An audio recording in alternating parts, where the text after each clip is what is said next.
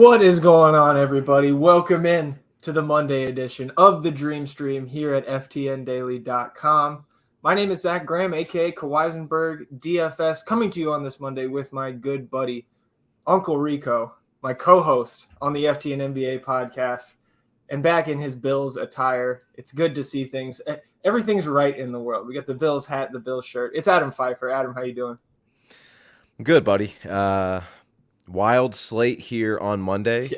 Yeah. And I'm going to try not to tilt the fact that the Cavs probably going to have to get out of the play-in tournament to make the playoffs. But look, nobody expects them to be there anyway at this point, so they're playing with house money, so I'm not mad. If the Cavs were to lose a play-in game, do they want San Antonio's spot? Because we will gladly give it to you guys. I think they do. I like. I wish the Cavs and San Antonio's schedules were like the opposite. Like I wish we were playing the team we could trade that too. The Spurs were playing the last month, but I digress. Yeah, well, we'll get into.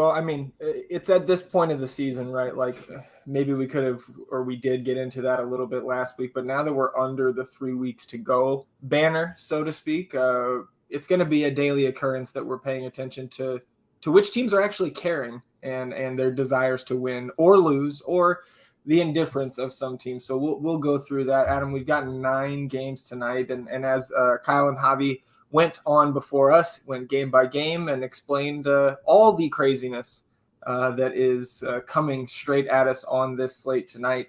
We've got Boston sitting all of their guys after their massive win yesterday, setting records for having a 20-point lead. I heard 6 straight games they've gained a 20-point lead, which is the first time that's happened since the NBA started tracking play-by-play data. I guess you would assume then that record goes back even further than that. But to me, what's more impressive about that is that all 6 times they had 20-point leads in the first half. So I don't think that's going to happen tonight against Toronto with all their guys out, but we'll talk about Boston extensively. We'll talk obviously about the Thunder and the Blazers, that game tipping off 2 hours after the other 8 games lock.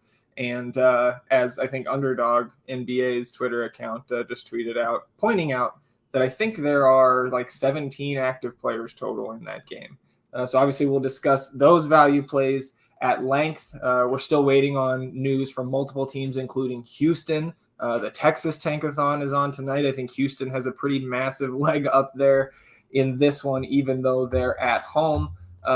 So Adam, with all this that we need to dissect, I think it's important to talk about in general. I think you're with me. It's very much a stars and scrubs slate. And I think paying attention to the ownership on both the value plays and the, all-star caliber players that are available for us to roster tonight is going to be important in the large field tournaments, even more so than your average slate. And then I think we can go over some games really quickly and not scratch them off, because I think, it can be irresponsible to just completely look over a game on any size slate. But I think there's some that we can get through fairly quickly. So I did want to start. We'll start here. There's a trio of games tipping off at 7 p.m. Eastern. I think the least important one from a fantasy perspective is your team hosting the Magic tonight. So real quickly, talk to me about the Cavs and the visiting Magic. Are there any plays from this game that you're interested in prioritizing tonight?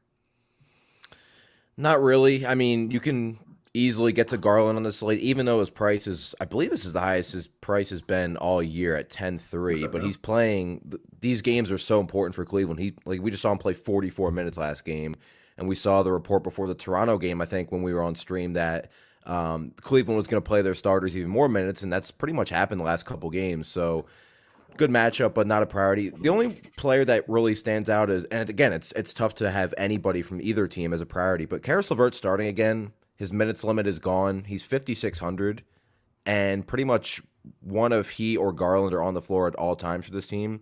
He would actually be my favorite play from this entire game. But yeah, given the slate and everything and all the value, and this is not a game where I'm looking to a lot of players. Yeah, I'm right there with you. I think the tournament theory here on Garland is that he doesn't project that much further behind guys like DeJounte Murray and Trae Young, who I'd prefer to roster today. But again, if you're going to have a ton of chalk value in your lineup and maybe another chalk spend up like a Jokic or one of those guards I mentioned, Garland's going to play massive minutes here. I do have a little bit of a worry that Karis LeVert is going to kind of chip away at his usage and his opportunity in the starting lineup. And you're getting a massive discount, almost $5,000 discount to just roster Karis LeVert if you're going to go somewhere from this Cavs team. So those are the two guys that would make my player pool. And I think Garland kind of just a pivot in some of my lineups. Like if I really like a lineup with Trae Young in it, my next MME lineup, again, if I was hand building or just kind of tinkering after my crunch was uploaded, you could throw Garland in and run the other 7 same players in a lineup and differentiate that way. Nothing for me on this Orlando side, on a smaller slate or a slate with not so much just standout value, really from like 6 of the other games. I think we could be talking about this team, more in depth, but for me, it's kind of a pass over here. Yep. Next one, kind of like this for me. Not so much in that vein, just with no interest, but Sacramento and Miami. Obviously, Sacramento, De'Aaron Fox, Domantas Sabonis, Terrence Davis, I believe all out or likely out for the rest of the season, especially those 2 stud guys they got. And then Rashawn Holmes dealing with the allegations against him, so he's not there tonight. So you got Davion Mitchell priced up 7.4 on DK. I think if I was going to roster, if I'm playing multiple sites, if I'm going to go Davion Mitchell tonight, it might be 1.6x over there on Super Draft. I don't think I can really spend up 7.4K for Davion on this slate, but the minutes have been really solid. I wouldn't call you crazy if you had some shares in an MME build, especially 150, but I think that's kind of the only, that's where it starts and stops for me with the Kings. How do you feel about Sacramento? Yeah, I mean, last 4 games, he's averaging just over 90 touches per game. So the opportunity's been great. That's right up there with DeJounte Murray, LaMelo Ball, Jokic during that span. But on this slate, the rest of the season, even if he's at this elevated price tag on different slates, I'll definitely have interest. But matchup, the slate itself, it's tough to get there. But, with it looking like Fox and Sabonis won't play the rest of the season, Mitchell's definitely a player that we will go back to. It's at multiple spots before the season's over. Yeah, I don't disagree. Before we get to the Miami side real quick, I see Whammy popping up in chat, which, by the way, FTN NBA Podcast Listener League into the finals. It is me against I don't know Whammy. What you're talking about. So we'll discuss that more on the pod this week. Whammy, still waiting on you to come make your appearance. What better time than championship week? So slide in those DMs, Whammy. Let's see if we can figure that out. Miami side, I believe all the guys who were questionable are in, unless I missed something, that being PJ Tucker, Gabe Vincent, Tyler Herro, Caleb Martin ruled out this morning. So obviously a good matchup. I think Jimmy Butler and Bam Adebayo are the only 2 guys that would really make it into my pool. If I'm running 150, I guess I could slide Herro in there. I'd probably be more apt to get Kyle Lowry in there, who's been serviceable of late from a fantasy standpoint, but no priorities for me from this team. Just I feel like the production is going to be fairly spread out, Adam, and I think they could really just steamroll this Kings team. Double-digit home favorites are the Heat tonight. How are you looking at Miami? Yeah, if you got to Bam or Jimmy Butler, I don't have an issue with it, especially Bam. 8K on DraftKings in a really good spot, but there are definitely centers around him that are in better game environments for sure. We'll see about Christian Wood, but yeah, if you get to Bam or Butler, they're always fairly priced, and that's the case here. Plus the matchups, obviously, fantastic. But again, the slate is interesting. It's pretty concentrated, and then you have the fact that Sacramento on the road with their team depleted, heavy road underdog. It's tough.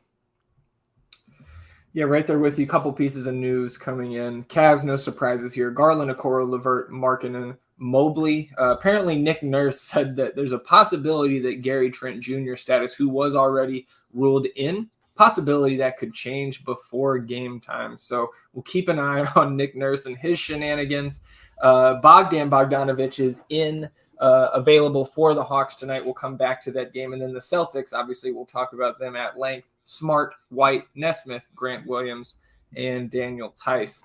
Another game sort of in the vein of we don't have a lot of interest. Bulls, Knicks in the Garden. Lonzo Ball still out for the Bulls. Rest of this team healthy. Derrick Rose, obviously Cam Reddish, Nerlens Noel, Kemba Walker, etc. out for the Knicks. Quentin Grimes, I believe, still. Grimes was ruled out. I missed that about 20 minutes ago. So no Quentin Grimes for this Knicks team either. Starting with the visiting Bulls, who I believe are favored by like 3.5 on last refresh. 3.5 still, 218.5 implied total here. Mid 8Ks for DeRozan, Levine, Vucevic. Any priorities from that trio, or I guess in the vacuum of the Bulls spend ups, who would you prefer if you had to go to one? Probably DeRozan, but he's been underwhelming lately. He's been under 42 fantasy points and like 7 in a row now. I just this game's probably the least appealing of the entire slate for me. Like, I think I'm more interested in Cleveland, Orlando, Sacramento, Miami than this game. Yeah, I'm with you. Again, in 150, those three Bulls, I should say, would make my player pool. I don't think I would get a ton of them. Similar on the New York side, it's probably just Julius Randle and RJ Barrett for me. I think tonight I would have more Julius than RJ in 150 build. If I was running my 20 lineups, I have zero exposure to this game. Let's check out some of the later ones. Golden State, Memphis doesn't quite fit into this category, so we can kind of transition here into the games of mediocre interest. Then the Warriors at the Grizzlies, one of the two games I believe that goes off at 8 p.m. Eastern. Warriors sitting a lot of their main core guys here. Obviously, Steph remains out, but Clay, Draymond, Otto Porter all taking a seat tonight. James Wiseman, of course, out for the year now after his setback. And we should see the return of Andre Iguodala. I imagine he plays minimal minutes here, but he should be back in this rotation tonight after being out for a good bit. With those guys out, the Grizzlies are 11-point home favorites here. They are still without Ja Morant. Jaren Jackson Jr. is questionable alongside Brandon Clark. So that's some significant news that could open up maybe some Kyle Anderson, maybe more interesting Steven Adams. You might see Xavier Tillman get in there if those guys are out. Oh, boy. O'Shea Brissett ruled out. That means 8 available for the Pacers. I was going to say. So we will get there.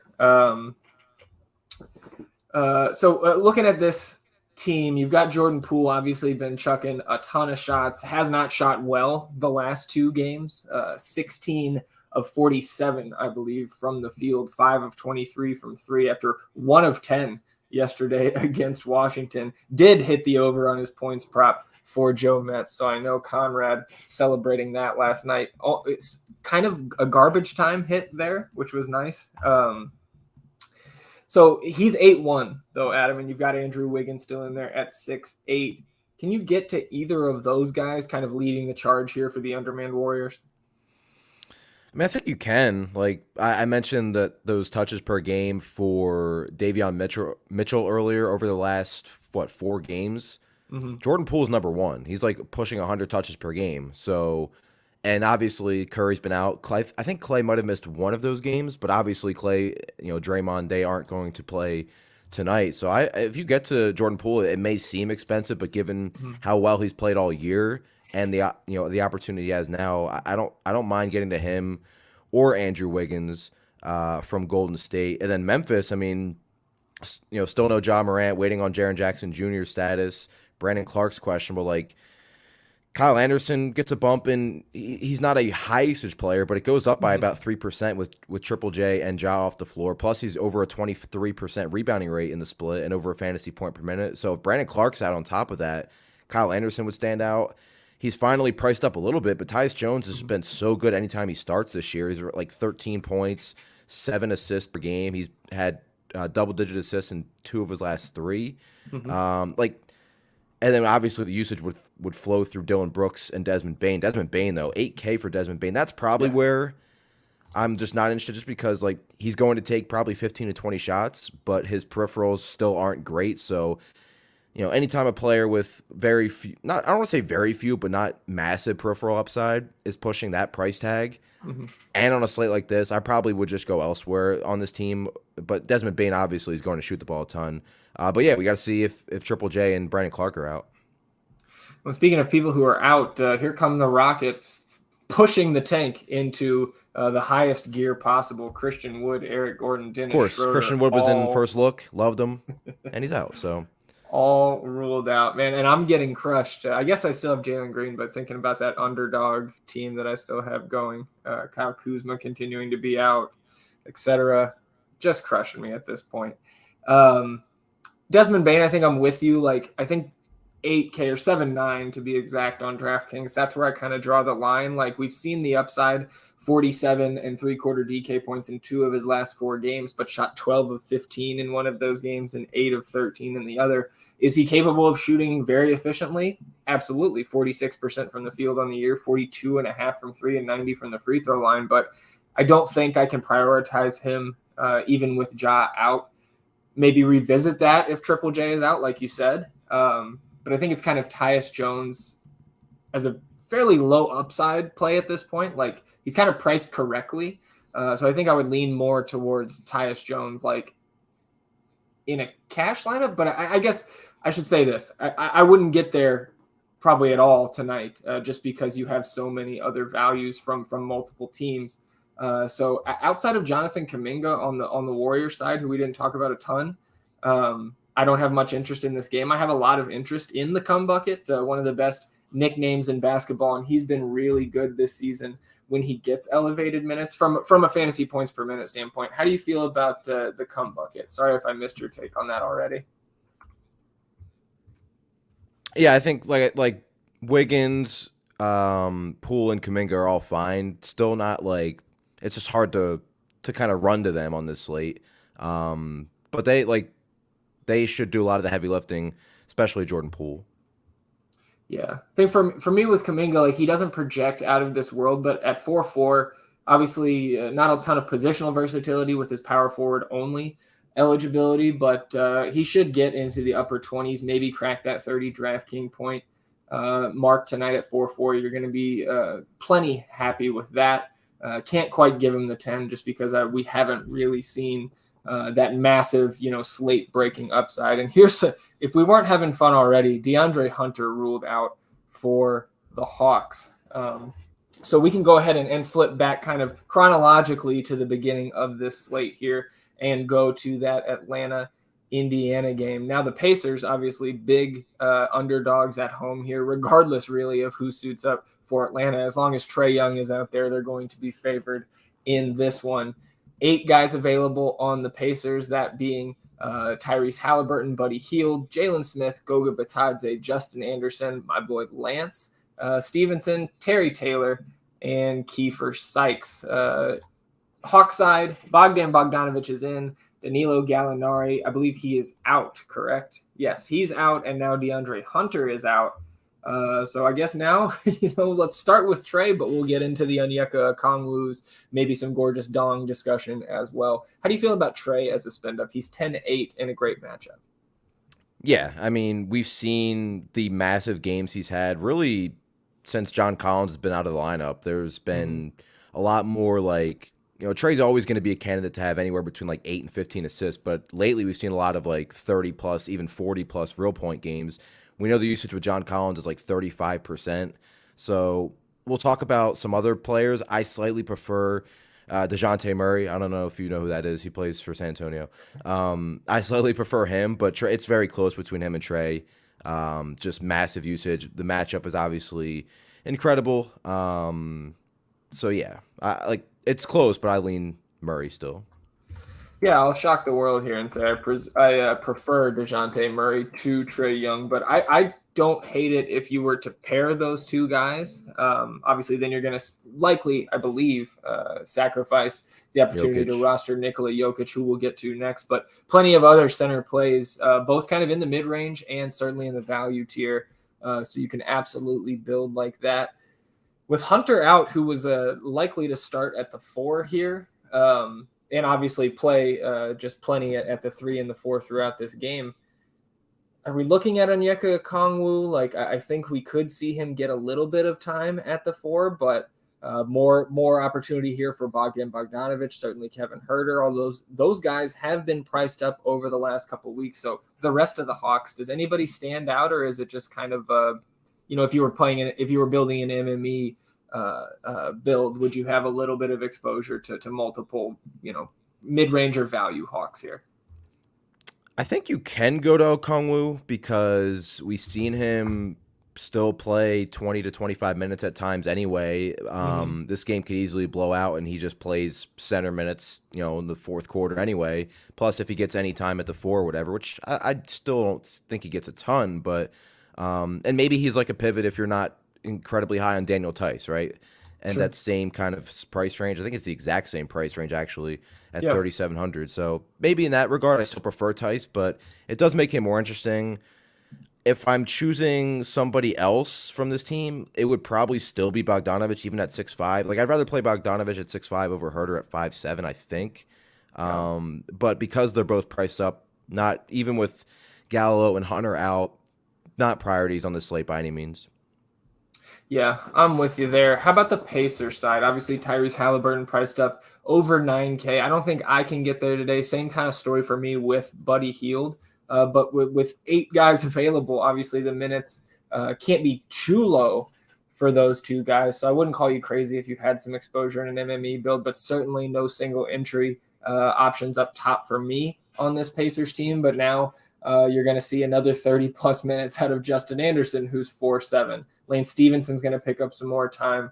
Jalen Smith, Goga Batadze, Terry Taylor, obviously all going to play some elevated minutes with the guys who are out on this team. And Kiefer Sykes, flat 3K. I don't think that I'm going to get there. But again, a team with 8 guys, you can really consider everybody. I just don't think that's where I would go. Would you prioritize anybody from the Pacers here? Again, 8 players available. No, I don't think so. If you played Halliburton, I think that's like, even because the slate is so crazy, like a team, we know Brogdon's out, we know almost everybody's out. They have 8 available players. On most slates, you would say, okay, you have to, I would roster a couple players from the Pacers, and Tyrese Halliburton sets up really well. But like, I feel like nobody's gonna even look at Halliburton still. There's still a ceiling there. He's got a near 30% assist rate since joining this team with Brogdon off the floor. And we should see like the touches per game we saw before Brogdon was back or before he was traded when Fox was out in Sacramento, like 95 touches per game. I think we see that type of volume. But because it's so easy to get up to Trae Young, get up to DeJounte Murray, get up to Darius Garland if you want to go that route, it makes him overlooked. But if you got to him, I think it's perfectly reasonable. It's just funny that like with 8 players on this team available today, in general, they still aren't getting that much love, and their best player isn't really going to get that much love either. I think it's kind of interesting. Yeah, absolutely. I mean, and that's, it's tough on this slate because I think there's multiple spots that we've already covered and that we're still going to hit on that we would have a lot more interest on a more normal slate, whatever normal looks like this season. I mean, we've had plenty DFS. of games where a team is completely just sitting half their starting 5 or whatever, but we haven't had a game where it's less than 20 combined players available like we have today. Like that's so ridiculous. And we're getting to the point in some of these other games now with these like late scratches leading up to lock, like where they're going to kind of join them. This game, not so much though. Denver and Charlotte out there on the East Coast. Pretty nice little fantasy environment here from an implied total standpoint. 232.5 with the Nuggets, 3.5 point road favorites here. I know we don't have to make a big, long, drawn-out case for why Nikola Jokic is a good play, really on any slate, but especially today. 12-2, no issue finding the salary to fit him in. And you got to spend that salary somewhere today. For me, Jokic is the one. Again, spewing hot fire, as I always do here on the Dream Stream, Adam. No MPJ, Jamal Murray, of course, yet for this team. JaMychal Green also out. Zeke Naji out. Facundo Campazzo was questionable. He is expected to play. So plenty of Nuggets still available here, Adam. Is there anybody that sticks out to you as somebody you could, get sneaky with in a tournament, or is it Jokic and move on? Yeah, it's Jokic. Yeah, same here. And I was talking, I don't remember who in the Discord earlier today was asking about pivots off of Jokic and brought up Aaron Gordon. For me, if you're going to pivot off Jokic and stick with a Nuggets player, it's Boogie Cousins. you're playing for Jokic foul trouble or something like that, or just Boogie getting his 16, 17 minutes and crushing this Hornets front court in that time. Even then, like with all the other value pieces that we've had all day and that are currently opening up as we approach lock, it's just the rest of this Nuggets team, not for me tonight. But close spread, decent implied total here on the Hornets side. LaMelo Ball, kind of all these guys got priced up from yesterday where we saw really cheap prices, especially on Bridges and Rozier. LaMelo essentially 9K now, Bridges 7.9, 7.6 for Rozier, and then you've got your 5K and under kind of the rest of the rotation here. You getting to any of these Charlotte guys? I think if you want to, stack this game, you can go LaMelo and bring it back with Jokic. I think, Rozier's been underwhelming lately, but whenever, I talk about this a lot, whenever there's such a price discrepancy between Terry Rozier and LaMelo Ball, it's interesting because Rozier usually projects for more minutes. And we've seen the ceiling with him. I think what's hurt, both players lately is the fact that right after the trade deadline, we saw Charlotte with no backup point guard. So they were just both playing a ton of minutes, and Rozier was playing, his touches per game were up, and now we're seeing, 12 to 15 minutes per game from Isaiah Thomas. So that it takes away from more of the ball handling duties from Rozier when LaMelo's off the floor. So I'm fine with getting to LaMelo or Rozier, but I would probably do it in a game stack, I think, on this slate. So before we move off these 7 p.m. Eastern games and get into the remaining contests that we have not covered, let's jump back real quick just to the Pacers again with 8 guys available. We're getting some questions in the premium Discord chat here. Kruger's was asking, how are we ranking Pacers bigs now? Who do you think starts here? I think we are probably in agreement here. I would have Hallie, Heel, Justin Anderson, Jalen Smith, and Goga with Sykes, Stevenson, and Terry Taylor off the bench. I agree. So, with that, obviously, Goga getting the matchup with Clint Capella. We'll see how the rest of that Hawks lineup shakes out as we get Gary Payton II available for the Warriors. I don't know, man. Like, all these guys are pretty much priced appropriately, even with only having 8 guys.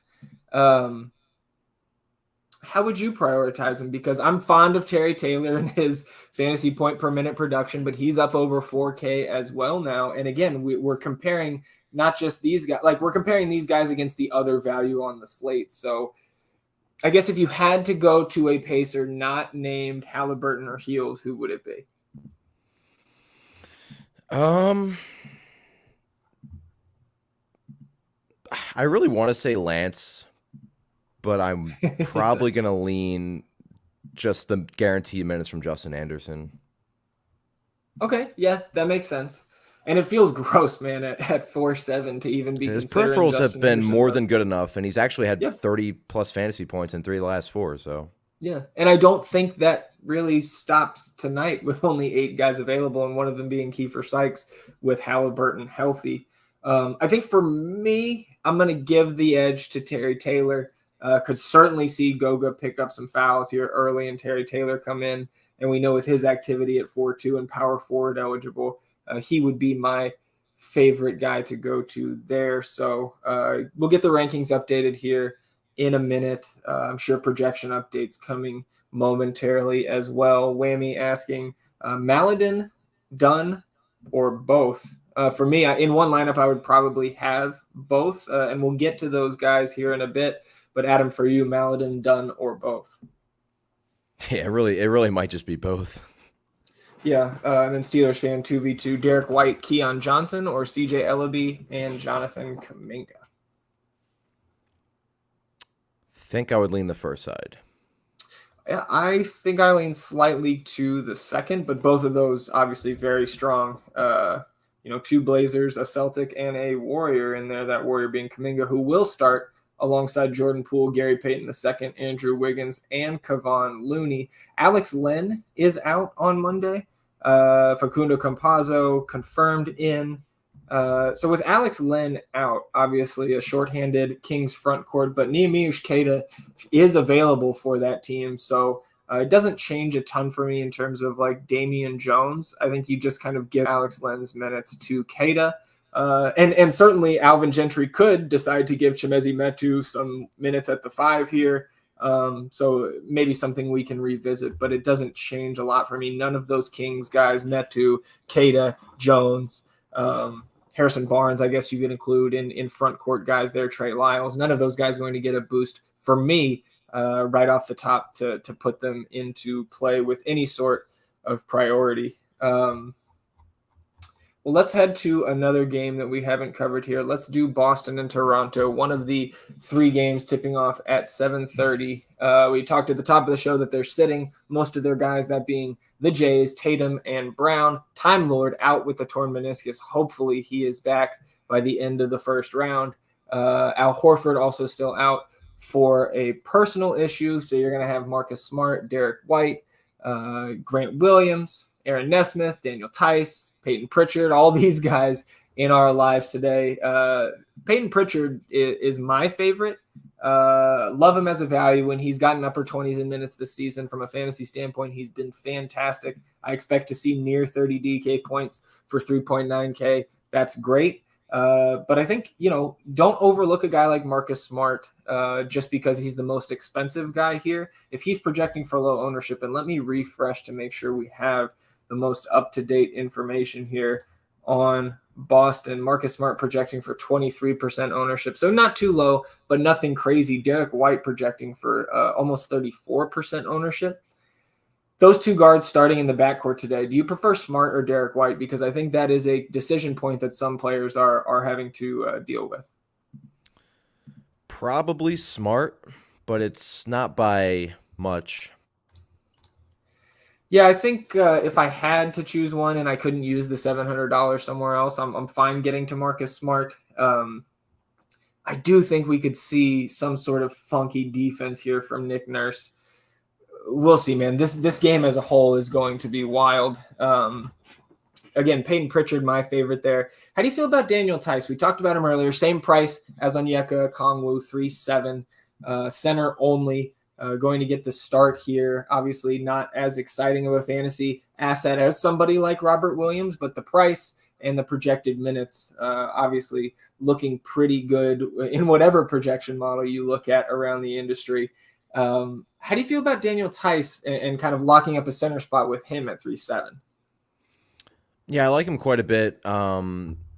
North of a 30% rebounding rate with Robert Williams and Horford off the floor this season, 1.1 fantasy points per minute during that split. And that's not even adding the fact that Jaylen Brown and Jason Tatum are also out. Toronto's defense is good, but we've seen centers, they can play with, Siakam at the 5 or Precious at the 5 and be a little bit undersized. So Tice, starting could play as long as he plays. He doesn't have to, but he could play up to 25 to 27 minutes here. And I think he's still, even with all the value we have in OKC and Portland, I think Tice still projects right now as a top 10 value play of the slate. How about some of these other, kind of secondary Celtics pieces on this slate? Grant Williams, Aaron Nesmith getting the start. Sam Hauser, I think somebody that's going to pick up a little bit of ownership, single digits, but more than he probably has in his short NBA career so far as we get the Pacers will start. Terry Taylor getting in there over Jalen Smith.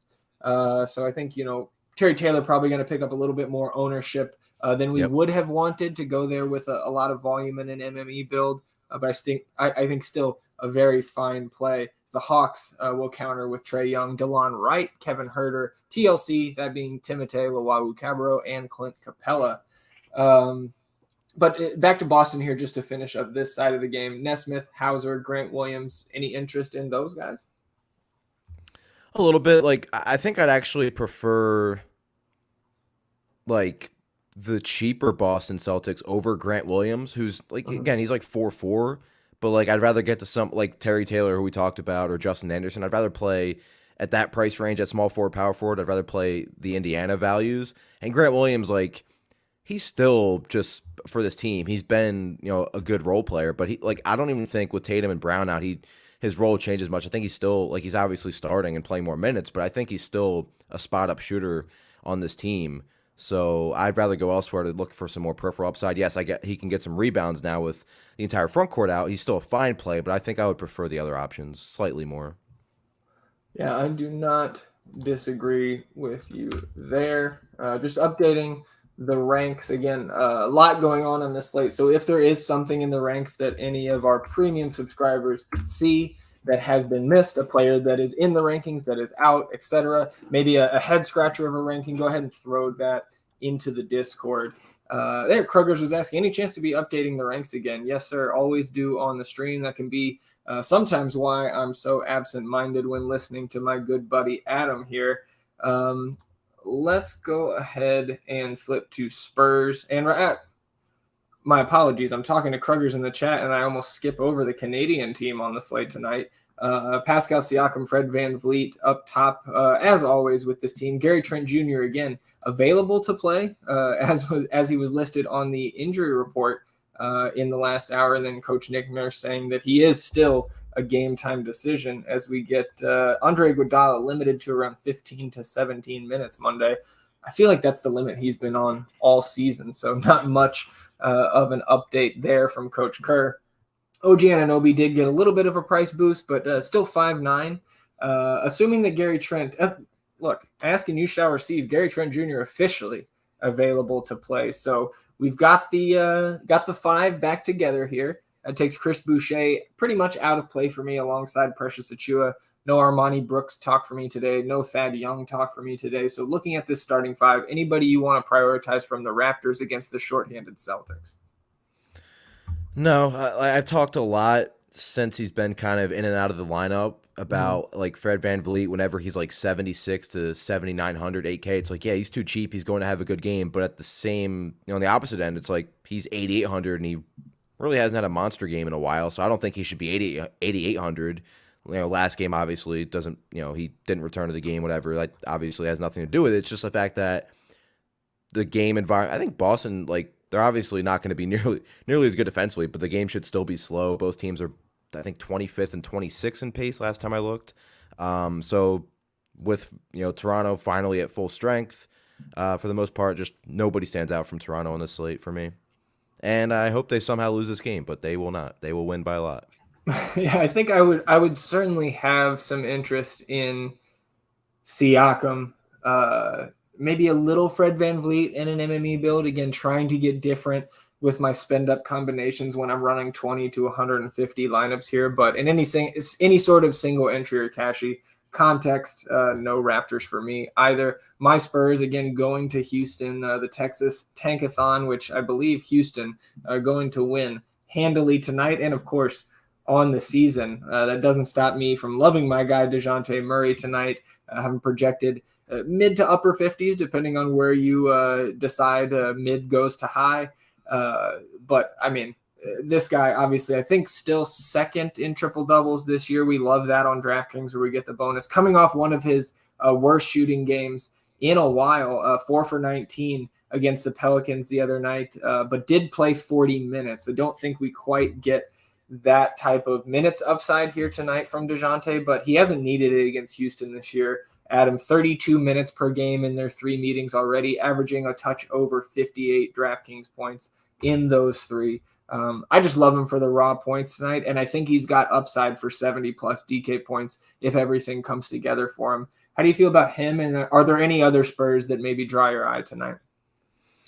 Yeah, absolutely love him. Houston allows the most transition points per game in basketball. DeJounte Murray shooting like 62% almost in transition. We know what he does peripheral-wise. It's just he's an incredible play. Pirtle's only 6,600. I think like if you got there, it's fine. But it's not my favorite play in this of the slate, which is saying something because I usually love Pirtle. Keldon Johnson's almost 7K. He's had a handful of really strong games lately. Again, like fine if you get there given the matchup, but not like running to play him. Devin Vassell's almost 6K. I don't think you can get there. So it's really DeJounte Murray and then maybe Jakob Poeltl from San Antonio, which is weird because the matchup's so good, but like really the prices on San Antonio aren't really that enticing. I mean, not really at all. Yeah, I'm with you there. Fine if you're gonna have a few shares of Jakob Poeltl. in an MME build. If I saw a Keldon, a Devin Vassell, like that's fine, but they're secondary plays at best tonight. Outside of DeJounte in this game, I have a lot more interest on the Houston side now that we got that trio of guys out. So finishing up the updates on the ranks here, I think Alperen Şengün, surprise, surprise, staying on brand here, Adam. He's going to be my favorite guy from this Rockets team. But again, in the context of this slate as a whole, I would have a lot more interest in him on almost any other day of the year. 5'9", he's right. kind of It's not like a situation where we do the show and he's like 4,400. It's like, okay, play him. Exactly. Now you still have to kind of decide. Yeah, or that we're not hurting for options at any price tier tonight. So he's certainly not a must for me. He's not the only center. Bruno Fernando is still there for this Rockets team. But I think like with those guys out, you can make an argument to play some amount of Kevin Porter Jr., Jayshawn Tate at 4-1, KJ Martin 3-6, Josh Christopher probably going to get some boosted time now, Garrison Matthews at 3-2, and even Jalen Green's not crazy at 6-1. I think he does come in probably after a good number of those guys for me in terms of my priorities from Houston, but now that the Rockets are shorthanded, like I think that's a very interesting team to kind of target and pick and choose a couple of value guys to get to. After Şengün, who would you look at first from the Rockets? Probably Kevin Porter Jr. San Antonio has been pretty bad against point guards for most of the season. They allow the 6th most real points per game to the position. Obviously, Kevin Porter Jr. should see an uptick in usage. He's right around 23% with Christian Wood off the floor, right under a fantasy point per minute. He's still really fairly priced. So I would put Porter Jr. first, followed by, the Discord's been talking about Josh Christopher, only 3,300. I think that's perfectly fine. I'd probably rank him second or third, I guess, behind Şengün and Porter. And we've seen Jalen Green playing much better basketball as of late. I just think when they're both right next to each other in price, I'll take Kevin Porter Jr., who's got a better chance of getting peripherals. But we've seen Jalen Green score the basketball a lot better the last month or so. Yeah, no question about it. One game to go. Thunder and Blazers, maybe the game that needs the most discussion. We've got about 14 minutes until the first 3 games lock. Let's clear the cache of questions here in the Discord before we get into it. Steelers fan asking Roby and Justin Anderson or Şengün and Ben McLemore. Another close one. I think I'm going to lean the Şengün side, but it's very close for me, Adam. How do you feel about that? Roby and Justin Anderson, Şengün, Ben McLemore. I really want to side with the Roby side. Even with this situation, I feel like Roby could still it's still underwhelmed. It's Carlisle pulling the rug. Sorry to interrupt. Pacer will now start Halliburton, Sykes, Hield, Anderson, Batadze, Terry Taylor off the bench. Nuggets going Morris, Barton, Gordon, Jeff Green, Jokic. So no surprises there. Honestly, that news alone actually pushes me to the Justin Anderson side because he would have been playing with Terry Taylor and Batadze. Now starting at the 4, I think he gets more rebounding opportunities, and we know the minutes should be there. So, you know what? Yeah. Who would have thought a Justin Anderson switch in the starting line or positional switch in the starting lineup has made me choose that side in daily fantasy basketball? Here we are. Oh, the slate is insane. I miss playing. Romulus asking, what is your rank on Şengün now? It's a 9. He was kind of on the fence of 8-9 for me, but did get the 9. We'll round up. Would have been like an 8.6, Romulus.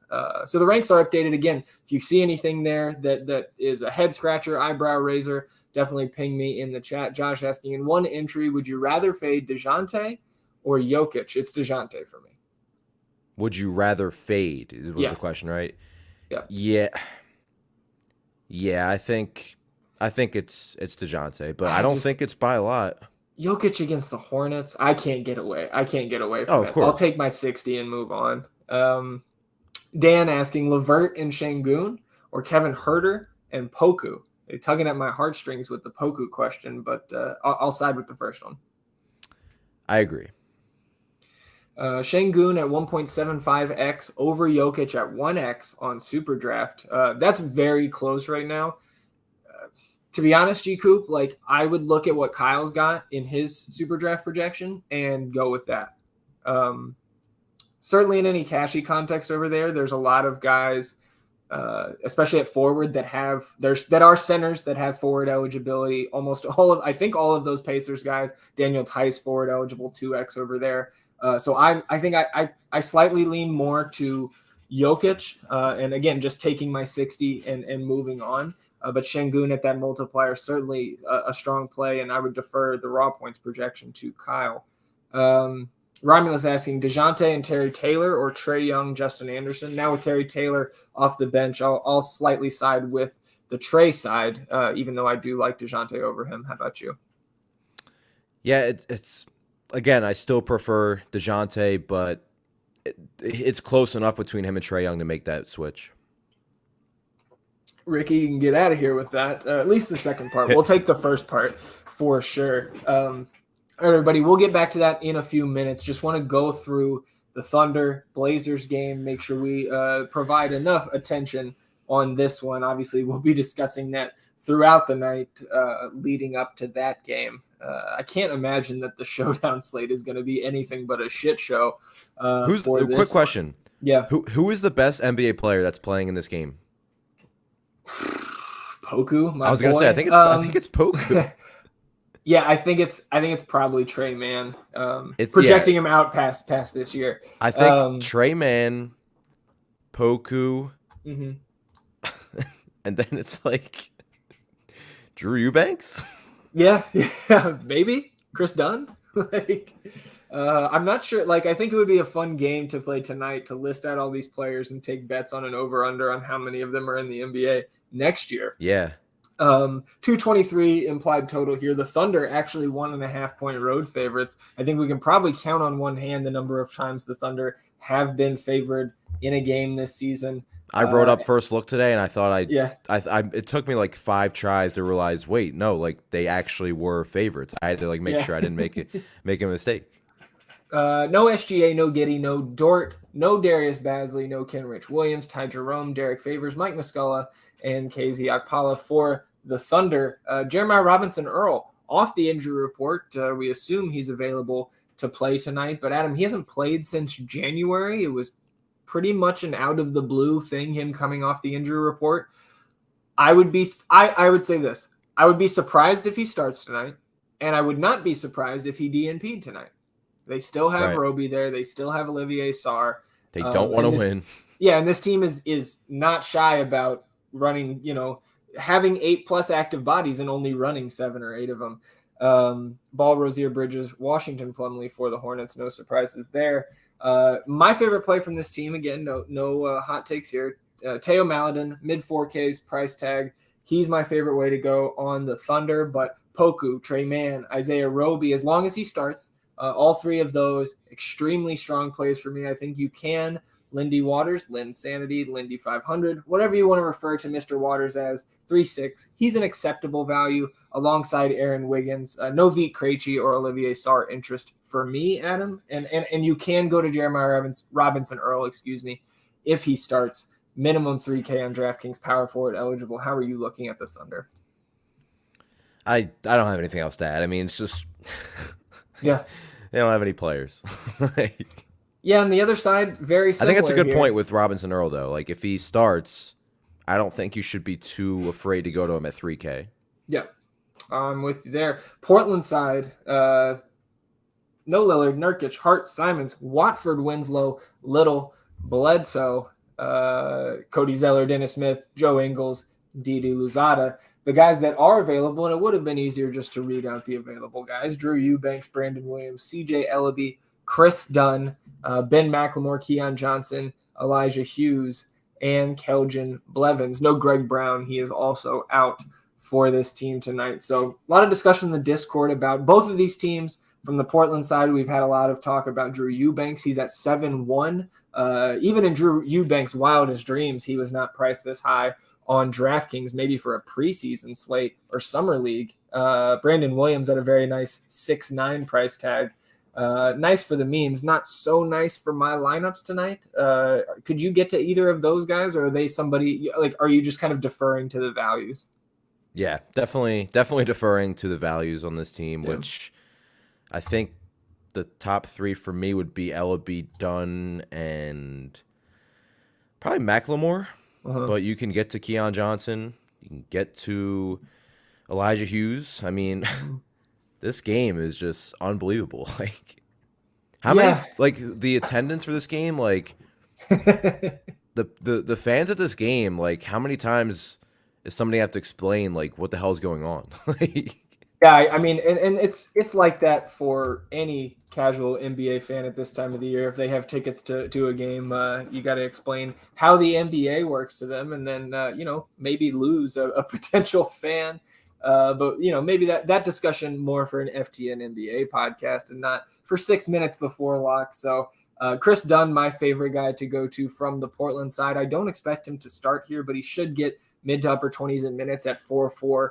With the extra usage available. I like him a good bit, can contribute across the box score in all 5 stats. CJ Ellaby, I think, going to pick up some elevated rebounding chances here with Trendon Watford out. We saw him pull down a career-high 13 against the Hawks earlier this month. I don't know if we get to double-digit rebounds for CJ Ellaby, but he looks great at 4-6. Kind of similar story for Keon Johnson at 3-9. All these guys, Ben McLemore, just too cheap for the minutes, the upside that they have tonight. I don't think I'm as high on a guy like Elijah Hughes. This isn't a situation like back in January when he was still on the Jazz and they played the Raptors north of the border and he played the whole game. Like, he's not going to get that here. And with Brandon Williams on the court and some of these other guys, I don't think Hughes's usage is going to be high enough for me to prioritize him tonight. And I'm not going to go to Keljin Blevins on this slate. I don't think I've ever gone to Keljin, and I'm not going to start tonight. Is that kind of how you're figuring out Portland? yep. All right, well, let's head to the chat here. Macklemore and Ellaby, or Roby and Aaron Nesmith? That's close. Lean the first side. Yeah, I'll also take the double Blazers side. If not playing Murray, would you want Keldon? No, that's not some sort of rule that I put in. If not playing Murray, I'm fine having no Spurs. How do you feel about that, Adam? Yeah. Let's see. N6A saying Ellaby Kuminga or Terry Taylor, Justin Anderson. I will take the first side now that Taylor's coming off the bench. Still a fine play. But are you on the same side there? Yep. Assuming I like CJ Ellaby over Justin Anderson. Just a tick. Just a little bit. Both those guys, similar price, similar position, both strong plays. I will defer to Ellaby though if I have to choose one. Are you on Justin Anderson's side? Can I get some lunch out of you after this show? I mean, yeah. Justin Anderson's CJ Ellaby lunch bet. Here we are. We're not even in April yet, man. I was literally about to say April NBA, but I realized it's not April yet, so I can't even say that. But yeah, let's do it. All right, we can put that one on the board. Go for the hat trick. Yeah, 2 in a row last week for you. My wallet was feeling it. Easy B saying, how many minutes for Sam Hauser, or rather play like a Sykes or JRE? I guess, yeah, if you're going down to a flat min 3K guy, from those three, like, who stands out for you? Hauser, Sykes getting the start alongside Halliburton, or JRE?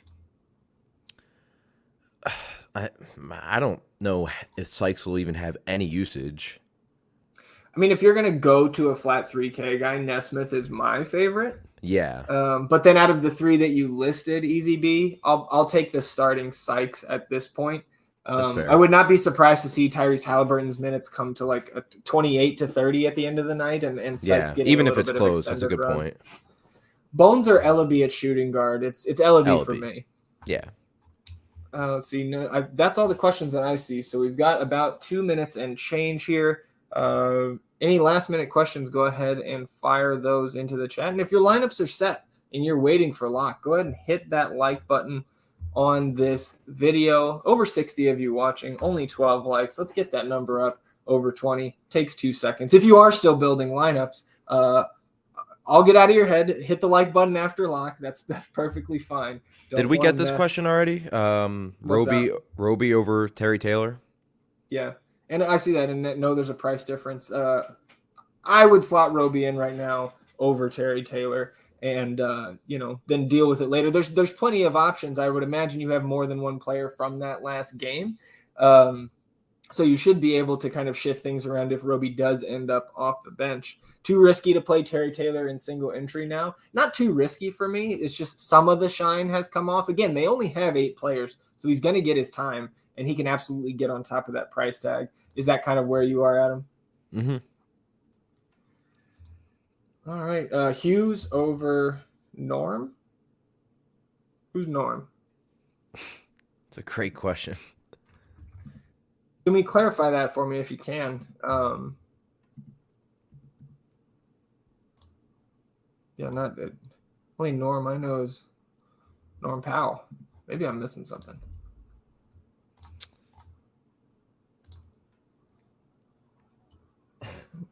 I'm still confused.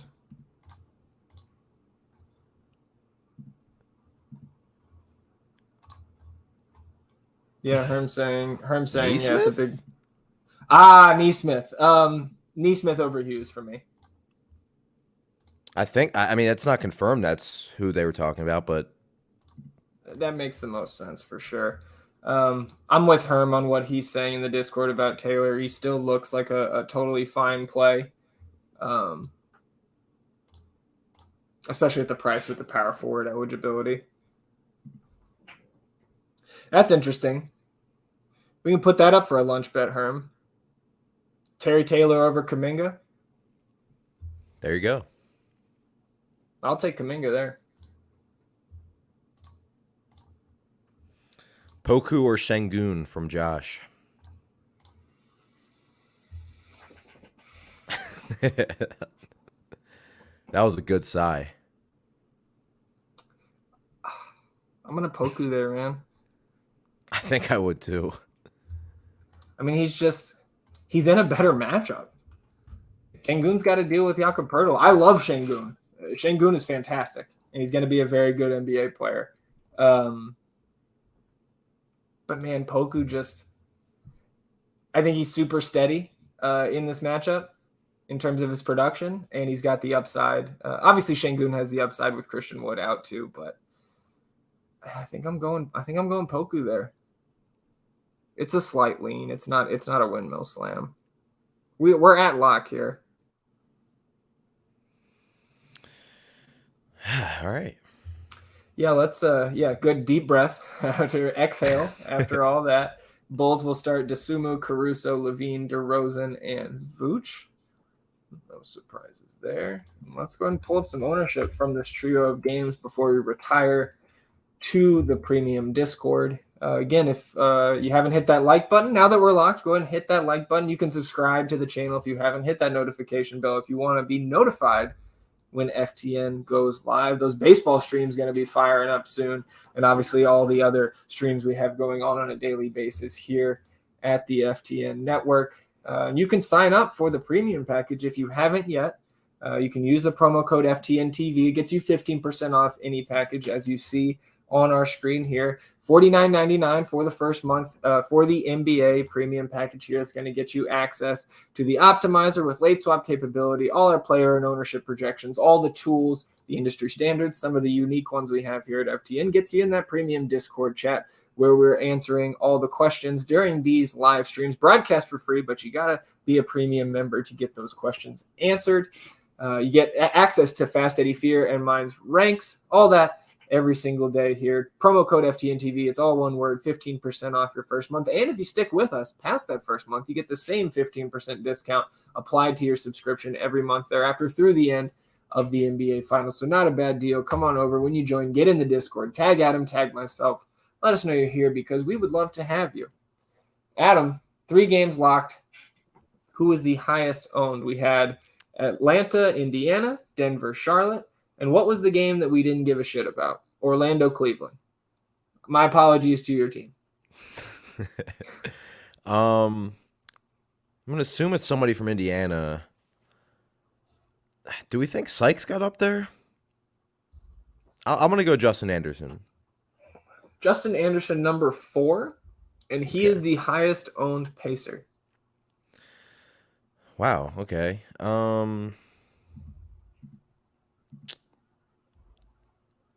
Jokic, so easy to get to him. Yeah, Jokic number one by a wide margin. Okay. Yeah, Probably Jokic should have started there. 47.5% for Jokic. Got way up there. Is Trey right behind him? Trey number two, Trey 29%, but a strong 29%. Big gap between Jokic and Trey, big gap between Trey and the field. Justin Anderson was fourth, so one player sandwiched in between Trey and Justin Anderson. And it's obviously not anybody from Indiana. I will say, I don't know. I don't think it's Garland because I think you have DeJounte there, the similar price range. I'll go LeVert. Karis LeVert, number three. Well done, Adam. Your prize will be paying me $20 for lunch after the end of this slate. Some other notables: LaMelo Ball 10%, Terry Taylor 7%, Goga Bitadze 6%, alongside Evan Mobley 5% for Jalen Smith, Bogdan Bogdanovic, Miles Bridges 4% for Aaron Gordon, PJ Washington, Clint Capella, your boy Darius Garland, right around 3%, Hallie Markkanen, Will Barton. Any other notables here? 2% Lance Stevenson, 2% Buddy Hield, 2% Kiefer Sykes. That's about it. Onyeka Okongwu, 0.6%. Not terrible. All right. So, yeah, I mean, ownership going to be wild on this slate. And obviously still 6 games to go. 6 games left to lock on this slate. 5 of them by 8 p.m. Eastern. Then we have a 2-hour wait until the Tankapalooza with the Thunder and the Blazers. So we appreciate everybody tuning in, sticking with us through 2 hours of streams here at FTN Daily this evening. We'll be back tomorrow. I believe it's Tenacious D Jones, Eddie Fear, a pairing that we do not see a ton, but one that I am very excited for. 2 of the sharpest minds in the industry. We'll be back tomorrow on a 5-game slate, hopefully a little less hectic than this one.